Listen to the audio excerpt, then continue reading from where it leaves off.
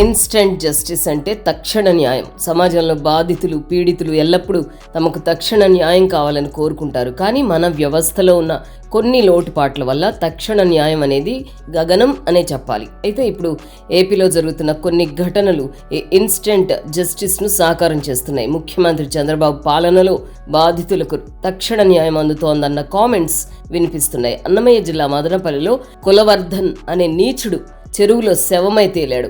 అతడు ఆత్మహత్య చేసుకున్నాడు అన్నది పత్రికలు, మీడియాలో వస్తున్న వార్తల సారాంశం. కానీ ఇక్కడ ఇన్స్టెంట్ జస్టిస్ జరిగింది అన్నది ప్రజల అభిప్రాయం.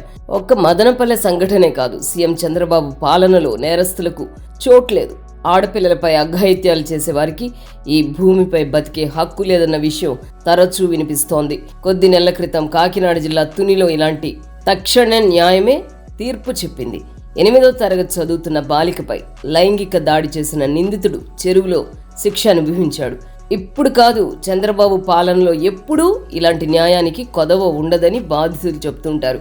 1995 నుంచి చూసుకుంటే ఫ్యాక్షనిస్టులు, మత పిచ్చితో పేట్రేగిపోయిన మతోన్మాదులను భరతం పట్టి ఉమ్మడి రాష్ట్రంలో శాంతి భద్రతలను కట్టుదిట్టం చేశారు చంద్రబాబు. 2014లో రాష్ట్ర విభజన తర్వాత కూడా చంద్రబాబు పాలనలో ఉన్మాదులకు చోటు లేదన్న అభిప్రాయం బలంగా వినిపించింది. ఇది ఇప్పటికీ ఎప్పటికీ అమలవుతుంది. అందుకే మతోన్మాదులు, కులోన్మాదులు, శాడిస్టులు బహుపరాక్, మీరున్నది చంద్రబాబు ప్రభుత్వంలో.